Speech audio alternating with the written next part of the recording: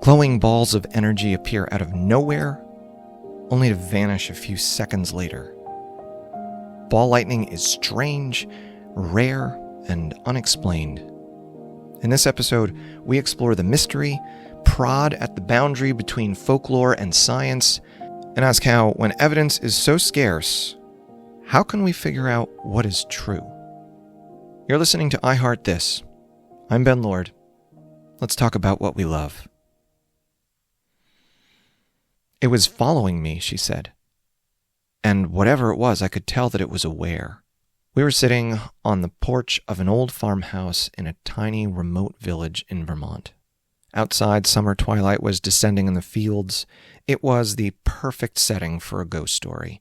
And our host, Edie Bickle, a gregarious old woman with twinkling eyes, was the perfect person to tell one.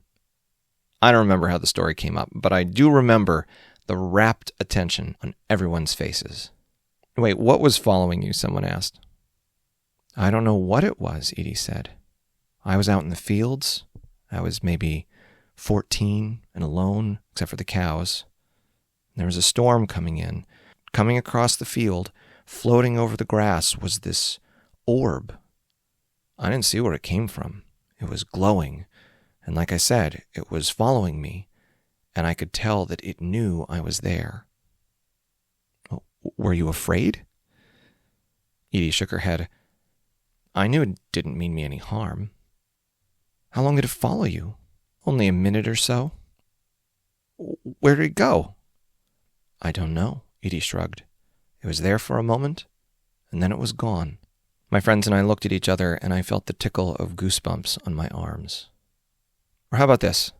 In March of 1963, Roger Jennison, an English radio astronomer, was on a late-night flight from New York to Washington, D.C., when the plane flew into an electrical storm. 5 minutes after midnight, there was a bright flash of lightning and a loud peal of thunder, and then, Jameson would report, he saw something truly extraordinary.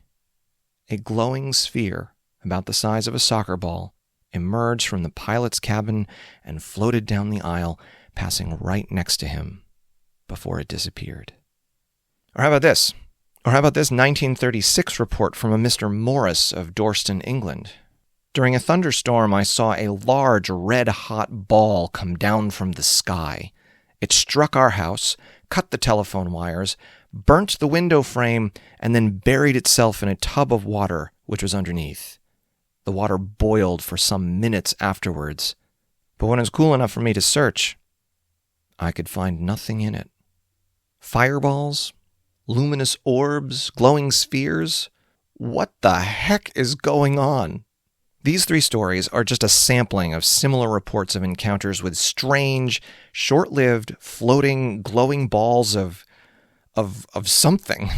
The accounts range back over centuries, and there are thousands of them. The particulars of the accounts differ, but they all share several things in common. The apparitions are almost always spherical. They never get much bigger than a beach ball. They usually last between 10 and 30 seconds.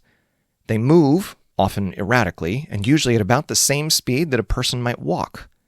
And they occur during electrical storms, but usually not immediately near a lightning strike. Some observers report a hissing or crackling sound. Sometimes they explode, damaging ships or buildings or sometimes even people. Sometimes they just disappear. Sometimes they smell like sulfur or ozone. And most intriguing to me, some observers report that they pass right through solid walls. How frickin' cool. People interested in these strange reports have given the phenomenon a name. They call it ball lightning. But a label, however badass it sounds, is not an explanation. So, I want to know, what the heck is going on? The short answer is that we don't know. Nobody knows. But that doesn't mean people aren't trying to explain them. Candidate ideas include maybe lightning ionizes air molecules and turns them into a plasma. Basically, the air becomes a flame without a fire. Or maybe that happens to dirt that's vaporized by a lightning strike. Or maybe there's charged particles which are held in place by a strangely stable electromagnetic field. Or maybe they're caused by exotic states of matter like Rydberg particles, or maybe it's an optical illusion, like the kind of thing that happens when you get an afterimage from a bright flash that stays in your vision even after the light source is no longer glowing. It could be a misinterpretation of some phenomenon we already know about but just aren't recognizing. Or it could even be a hallucination. Epileptic seizures in the occipital lobe produce similar experiences where people see bright lights. One 2008 study demonstrated that the changing magnetic fields of electrical storms could induce such seizures. Because, after all, our brains operate with electrical signals. Whatever the reason, what makes all of this especially cool and mysterious is that ball lightning shouldn't exist. It shouldn't be lightning, anyway. It lasts too long to be an electrical discharge. And most of the other ideas about being some kind of plasma shouldn't work either. I mean, plasmas aren't usually stable unless there's a whole lot of energy. And even if they are stable, why would they keep this ball shape if they're not contained by something?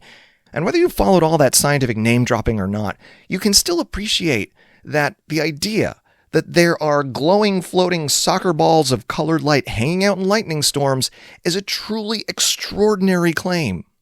Should we take it seriously? Look, if all you want is a cool story to tell around the campfire, you don't have to take it seriously. There's a ton of bizarre reports of people's experiences with ball lightning. So read up online, hold that flashlight under your chin, and, just rock on with your bad self. But if you're anything like me, you just can't quite get the questions that come up out of your head. Wait, do these orbs really exist? If so, then what the are they? I want to know the truth. Now, you might just discount the idea because it's weird. But there is no weirdness screening for reality. Weird things frequently turn out to be true. The Earth is round, even though it looks flat from here. It's moving, even though it doesn't feel that way. And it really is mind-bogglingly old. The continents move. Black holes are a thing. In a faraway land, there really is an egg-laying beaver with a duckbill and a venomous spike on its hind foot. Consider, for example, another storm phenomenon. For a long time, people reported these towering flashes of reddish light that exploded upward out of storm clouds like something from an Avengers movie or a portal to the demon realms. These sprites, as people called them, were so exceedingly rare that people doubted their existence, and all we had were occasional eyewitness accounts, until some were captured accidentally in video footage in 1989. And since then, thousands of sprites have been photographed from the ground, from airplanes, even from space. We still don't know what they are, but nobody really doubts anymore that they are there. On the other hand, as Richard Feynman reminded us, the first principle is that you must not fool yourself, and you are the easiest person to fool. Smart, rationally minded people have convinced themselves that vampires are real, that their neighbors were witches, that the way to cure diseases was to make patients bleed, and that insects could spontaneously form from rotting flesh. And it is especially easy to fool ourselves with something like ball lightning because we have so little evidence to challenge our credulity. If ball lightning exists, it is incredibly rare. So far, there's no credible pictures or videos or measurements. This means that all we have to go on are eyewitness testimonies. And unlike in a court of law, in the court of science, it is better to assume that all eyewitnesses are guilty until proven innocent. I mean, for one, people make shit up all the time. Two, even if they aren't making shit up, people exaggerate. I mean, everybody loves a good yarn, so there's strong incentive to tell a good one. And even when we're trying to be truthful, we often exaggerate unintentionally. I mean, it's not our fault. It's just part of the architecture of our brains. We are biased to remember the most dramatic parts of an event and forget the details that would make it less extraordinary. Oh, and humans are terrible at separating out observation from explanation. Our brains immediately start making up stories to explain what we see, and what we remember is often twisted and changed by the stories that we are telling ourselves. And even our memories betray us. Every time we retell events, we're not only at risk of changing the story, we're also at risk of changing the memory, because every time we draw a memory up, our brains re-encode it. It's actually more accurate to say that we don't remember events. We remember our most recent memory of those events. So where should we be on the skepticism scale? I mean, how can we be open-minded, but not so open-minded that our brain falls out? Well, when faced with extraordinary claims, the best thing to do, of course, is to test them. I mean, it'd be awesome if we could get some ball lightning in the laboratory and test our ideas about what it is. But clearly, that's not an option. I mean, we can't even get a good photo. But laboratory tests aren't the only kind of test we have at our disposal. Philosophers of science have given us some logical tests for dealing with anecdotal claims. Here's 3. First, current theory. How does something stand up in light of ideas that we've already extensively tested? Most extraordinary things don't fit with what we think we already know. That's what makes them extraordinary. And today, especially, what we know reflects the results of so many tests over so much time. In light of this, if centuries of ruthless and rigorous tests conflict with a handful of eyewitness accounts, I'll err on the side of the centuries of testing.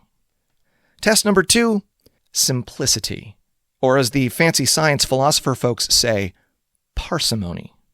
That basically just means that if there are multiple explanations for something, like there are for ball lightning, in the absence of other evidence, the simplest explanations tend to be right. Suppose I'm trying to explain the origin of what seems to be a human face on the planet Mars. Given the choice between it being 1, a fortuitous coincidence of hills and shadows, or 2, the product of some alien civilization that's left no obvious traces on the planet and just happened to somehow know what a human face looked like and then built a monumental image of one that they couldn't even see from the ground where they were building it. Yeah, I'll go with the coincidence for now. Test number 3, not finding stuff. Yeah, I know. Absence of evidence is not evidence of absence. Or to say it more simply, just because you don't see something, that's not proof that it isn't there. But if you've been looking for something rigorously for a long time and in a place where you should find it and you don't find it, you tend to give up after a while.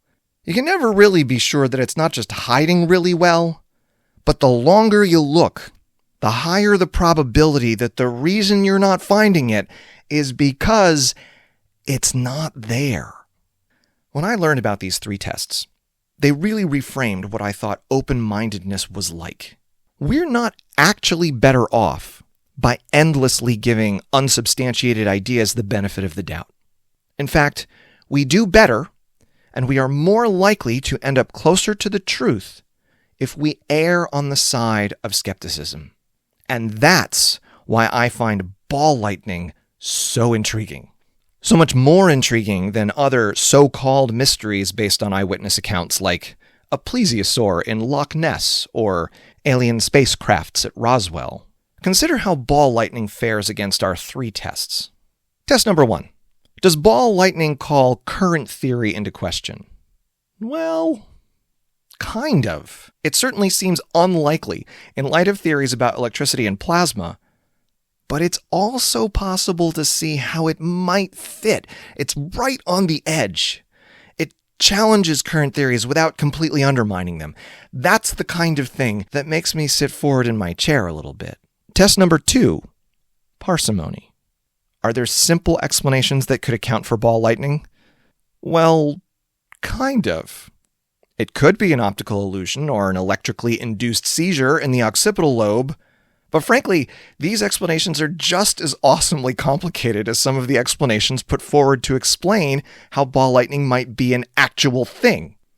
So none of the explanations that we have, physical or illusory, account for the whole range of phenomena that have been reported. So that's cool. I'm sitting forward a little bit more. Okay, test number 3, an absence of evidence. Have we been looking for ball lightning and not found it where we should have? Well, kind of.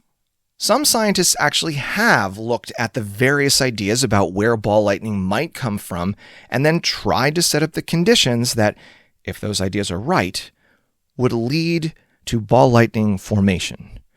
And we haven't gotten ball lightning, but they have gotten eerily stable plasmas that might be like ball lightning. So, Add to that a 2014 report from some scientists studying lightning in Tibet that they captured and made spectrographic measurements of what might have been ball lightning, and now I'm on the edge of my seat. This is the coolest place to be, right on the edge of the mystery. The usual tools of skeptical science don't quite weed it out. If ball lightning is a thing, if all of these mysterious events and strange sightings are caused by a physical phenomenon, then it's got to be a really weird phenomenon. And if we investigate something like that, we are bound to learn something new, something that just might topple old ideas and take us one step closer to understanding another piece of the world that we live in. People all over the world are captured by stories of alien visitors or past lives or homeopathic remedies or the miracles of saints. And when they are faced with scientific skepticism about these things, they often write it off as closed-minded curmudgeonry. They'll accuse skeptics of being protective of their own pet theories or being uncomfortable with the unknown. And while it may be true that plenty of scientists can be closed-minded, this isn't because of the science. The principle that I could be wrong about this is what the entire scientific enterprise is built on. That's why science is the way it is. With repeated trials and peer review, it's not built to protect theories. It's built to break them on purpose. Rather than protecting theories, science is institutionally committed to being ruthless with them. If we have confidence in evolution or germ theory, it's because some of the most brilliant people have been subjecting them to abuse for centuries, and no one, not one of them, has found a crack in the armor. So sure, maybe we make minor modifications to them now and then, but the core remains unbroken.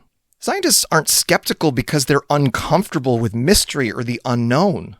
As Neil deGrasse Tyson puts it, you can't be a scientist if you're uncomfortable with ignorance. That's where science lives. Scientists are skeptical because they are open to the unknown. The people who are really uncomfortable with the unknown or the mysterious or just weird stuff are the ones who immediately jump to an explanation. What's that thing in the sky? It's nothing I recognize. Must be an alien spacecraft. The willingness to sit with skepticism, to baste in the mystery without having to have an answer until you've got one that survives the best criticisms that you can hurl at it, well, that strikes me as a sign of the truly open mind. Remember what the U in UFO stands for. In my view, science doesn't have anything against the Loch Ness Monster or Sasquatch or alien visitors. I mean, it'd be totally badass if they were real. If you find Sasquatch bones in the woods or a plesiosaur washed up on the shore of a lake, I will be the first to admit that I'm wrong. But you'll have to forgive me if I'm not holding my breath. Not when so many people have looked for so long and have only found evidence that can be explained with much simpler stories. As my buddy Carl put it, there are wonders enough out there without our inventing any. So do I believe Edie Bickle's story about that glowing orb that followed her through the cow pasture? I don't know. And that's the best thing about ball lightning. Nobody knows what it is. Nobody knows what causes it. We don't even know if it's a thing. And it's not like dark energy or consciousness or quantum entanglement where you need to on-ramp a bunch of knowledge just to ask the question. You can tell a third grader a story about ball lightning and they get it. They get the mystery. They get that it's weird, and they can get how we have no idea. Real or imagined, this is what ball lightning does for me. It reminds me that the mystery is just as much fun as the finding out.